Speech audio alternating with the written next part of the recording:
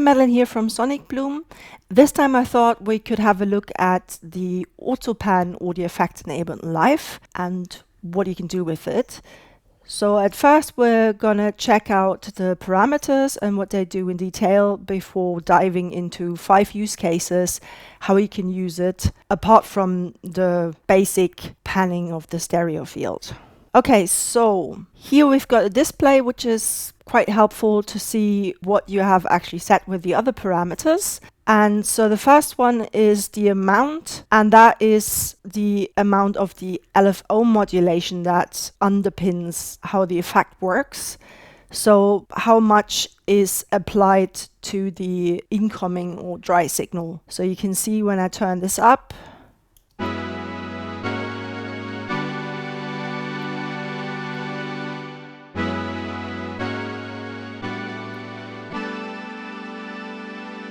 so this is the basic, very strong left-right panning that we can create with it. I'm gonna take it maybe to 50%.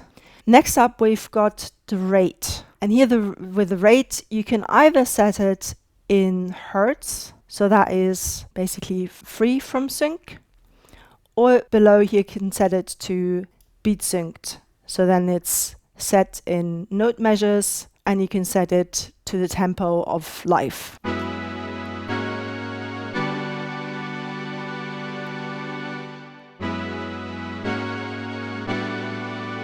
And this way you already have the typical kind of Leslie tremolo effect. And you can set it from 64th notes all the way to 8 bars. So now it would be really slow.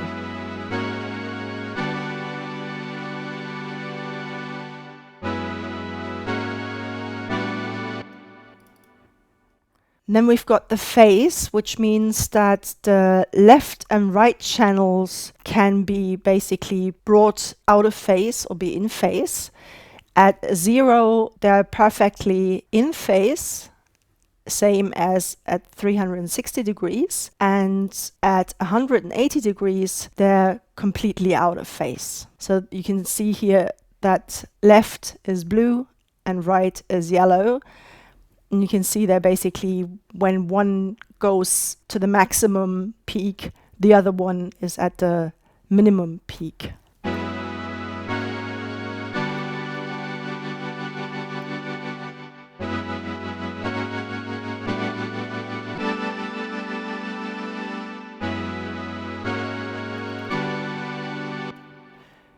So next up we've got shape, and with shape basically you make the shape more square no matter the setting.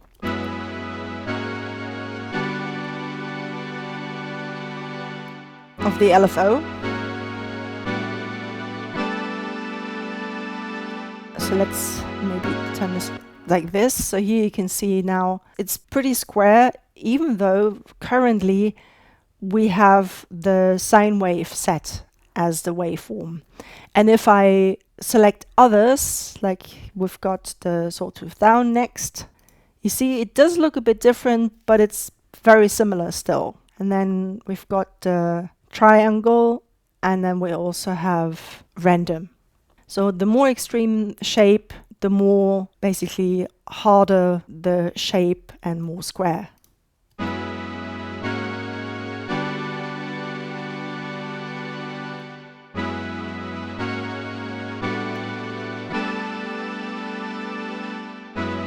And now you can see when I turn it down, it rounds off again. Okay, so now we've got the different waveforms. Let's have a quick listen to those.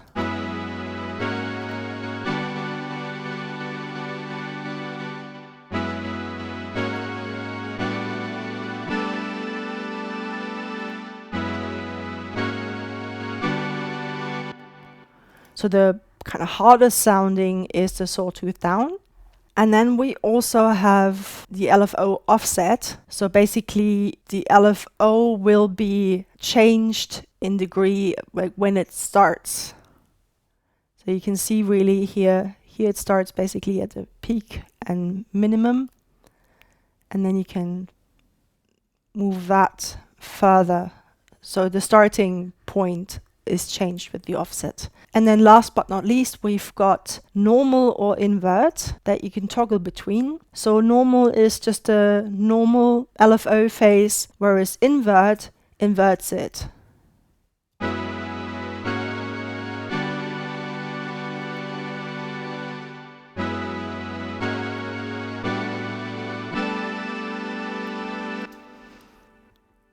So now let's have a look at some interesting use cases that you could use the AutoPan for. Number 5 is my absolute favorite, so please do stick around. So the first interesting use case that I have never seen anyone show is randomized panning. So while you can just do normal panning, you can also make it really randomized, which if you have like strange sounds, this can enhance the effect of that. So for example, I've got a kind of weird clip here of a rhythm, and so let's add the AutoPan. So the first thing I'm going to do is turn the amount completely up. So right now we have just normal panning.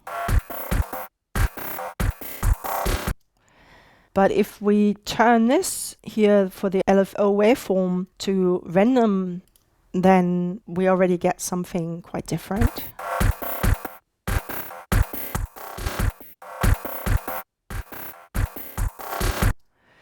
And I would like to have this synchronized to the tempo, so I'm going to switch here for the LFO rate type, and then we can try different settings for the rate.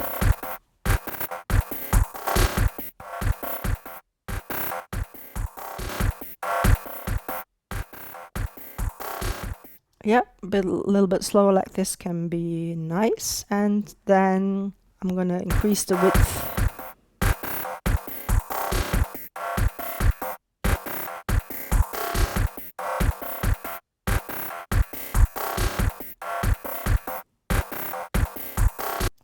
And we could also try invert. So the second use case that the AutoPan can be really great for is to create risers. You can do this with white noise or something like this, or I've got an air rate alarm preset here that I thought I might use. Let's have a quick listen.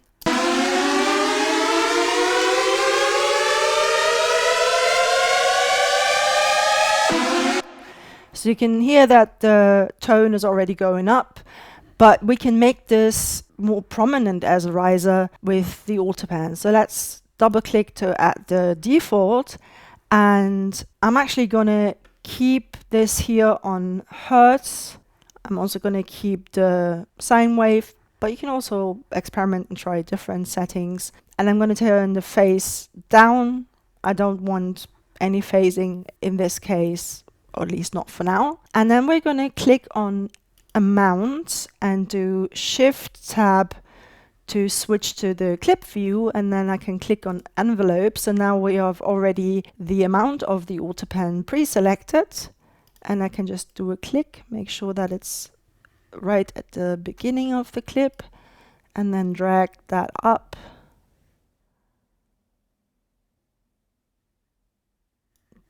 to the very end. And then we're going to do Shift Tab again to go back to AutoPan. And we're going to automate shape as well. Or we could just have a quick listen first.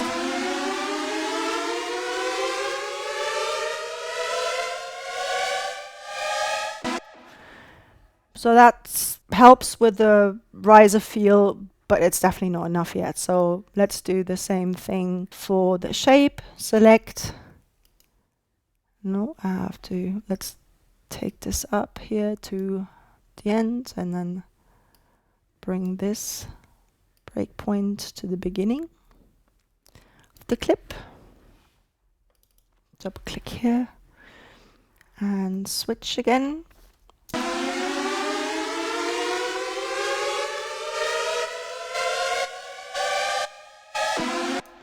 Definitely getting where I would like it to be. And now what I think we should also automate is the rate. So I'm going to take it all the way down so we can start at the lowest setting and then increase the urgency basically of the sound that way. Go back to Shift Tab to the clip view and do the same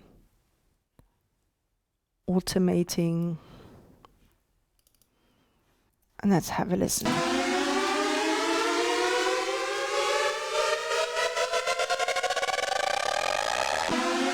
And of course, right now it's a loop, but normally we would end it with that clip. And I think I want to try out spin as well, and maybe set it to the full.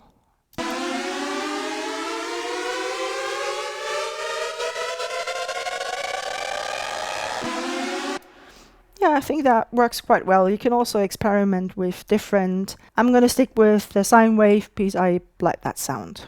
So the next use case is to use it as a kind of gating effect, which I like on bass sounds quite a bit. So here we've got a wavetable bass, not very exciting at the moment. Now let's add the auto pan, and let's set the amount maybe to 75% for now. So right now we still have just a normal stereo panning. And the next thing I would like to do is, because a gating effect makes the most sense, beat synced. So we're going to set it to the beat sync setting, and then perhaps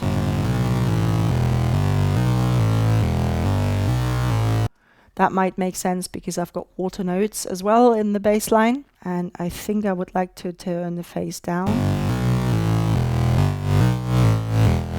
Yep, to make it more prominent like this. And then we could see what happens when we turn up the shape.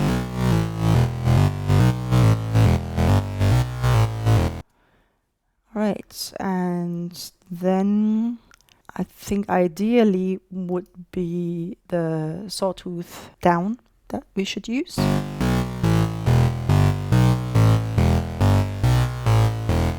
Because that is the clearest kind of gating, almost kind of pumping sound. And then we could try what happens when we invert the phase as well.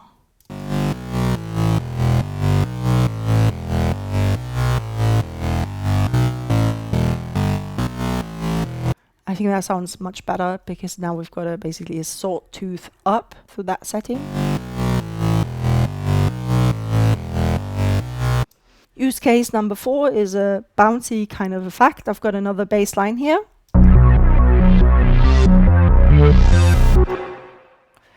And so let's drop the auto pan again. This time I'm going to turn the amount all the way up. Right now we still have the stereo panning, which is not uninteresting on the sound, but not what I would like to show you. And you already might have heard with the previous example that if you change things a little bit, that you could get to the bouncy kind of feel. So we're going to set it to sawtooth down again, and then click on invert to create a sawtooth up.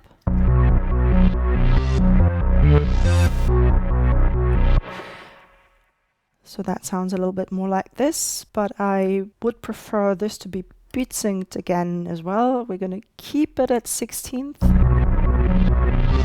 Yeah, that seems kind of interesting.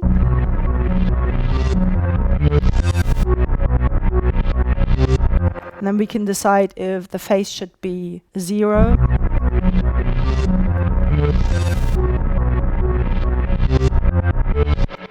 But I think this with phase turned off makes more sense.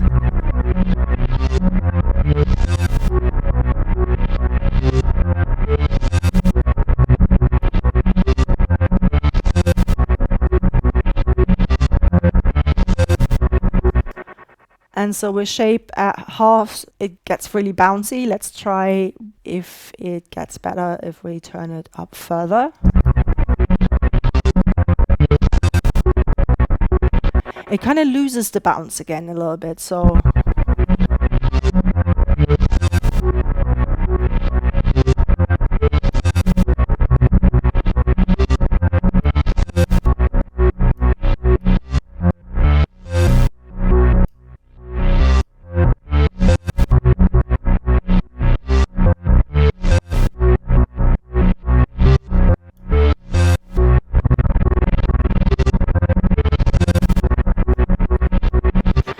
Yeah, so the 16th rate does seem the best in this case, at least.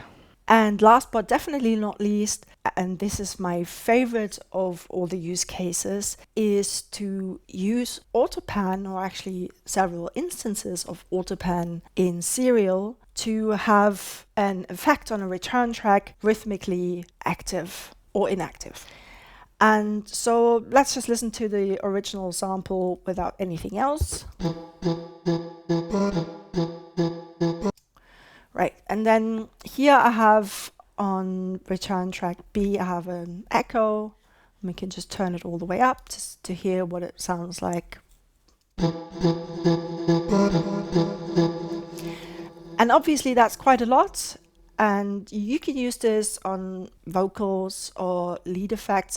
I personally like it on vocals the best, but you can use it on different lead instruments as well, or in anything that's kind of like a dubby sound. So, and for this, we're gonna add the default AutoPan in front of the echo. You can also use it with any other delay or reverb. That's where it actually works the best. But you can also experiment with this idea with other types of effects.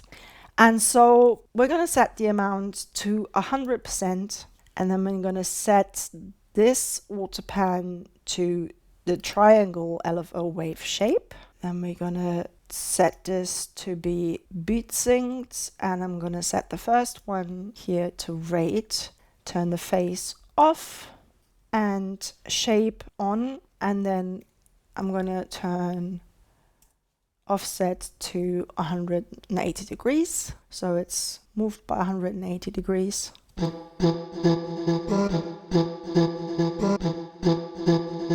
And so in this case, you can hear that with a rate of 1, it actually comes on at the second half of every bar, which might be the intended effect. Sometimes that can be nice, but we can go a lot further with that. And so we can just add more instances of AutoPan to basically determine exactly when the echo will be active or not. And so I'm going to add another AutoPan in front of the first one. Now actually I'm going to make it a little bit simpler for myself and just duplicate it and go to the first one. And then I'm going to set the rate to 2 in this case and leave everything else the same except for the LFO waveform. And I'm going to set this to sawtooth down. Now let's have a listen. And you can hear now that it actually becomes active at the second half of the second bar only.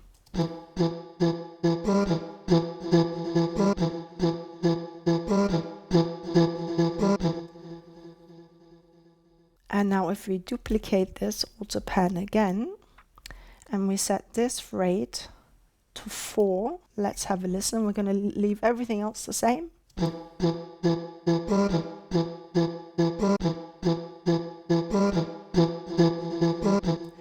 Now we have the option to have it open only at the second half of the 4th bar. So if you want the effect to be coming on at the end of the 4th bar every time, that is great.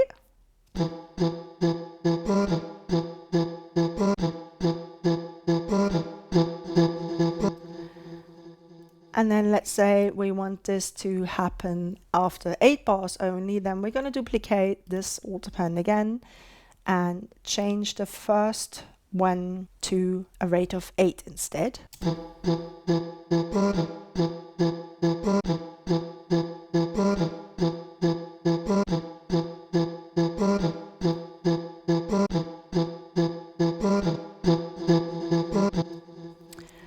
And so now the effect only becomes active at the end of the 8th bar. So I hope you can see how useful this can be. You could technically also use this on a track directly, but then of course if I just take this, let me just grab those so we don't have to wait too long, and just drop that on here and turn this off. So right now you hear there's nothing coming through. And now you can hear that it just came on for 2 beats at the end of the 4th bar. So if you want to experiment with the sound coming on and off, you could do that as well. You could also automate the different auto pans on and off so that it changes, or have them automated with, say, the LFO or any other modulator. So there's quite a lot of possibilities that you can, create it with that. You could also add those auto pans to a rack and then have things kind of be macro mapped, and then you could have that in different chains as well, where you have different effects come on at different times. So there's a lot of potential with these auto pans in serial for sound design as well. Well, I hope this gave you some interesting ideas on how you could experiment more with AutoPan and not maybe ignore it as much, or just use it for simple panning effects in Ableton Live. If you did, don't forget to like, share and subscribe. If you have any questions or you have suggestions of things that you would like me to cover in a future video, please let me know, and I'll see you next time. Until then, bye!